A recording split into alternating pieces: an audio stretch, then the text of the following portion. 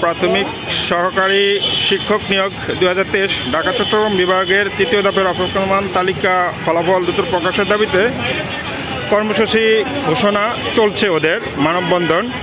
তাদের একটাই দাবি, প্রথম ধাপ এবং দ্বিতীয় ধাপ প্যানেল দিয়ে অলরেডি ওরা চাকরি করছে এবং প্রথম ধাপের যে সার্কুলার অলরেডি সার্কুলার প্রকাশ করে দিয়েছে, অনেকের বয়স শেষ। দ্বিতীয় ধাপের এই গড়িমসি অধিদপ্তর গড়িমসির কারণে দ্বিতীয় ধাপের সার্কুলারও হচ্ছে না, অপেক্ষমান তালিকাও হচ্ছে না। সাধারণ শিক্ষার্থীর দাবি অতি দ্রুত অপেক্ষমান তালিকা প্রকাশ করে সার্কুলার দেওয়ার জন্য।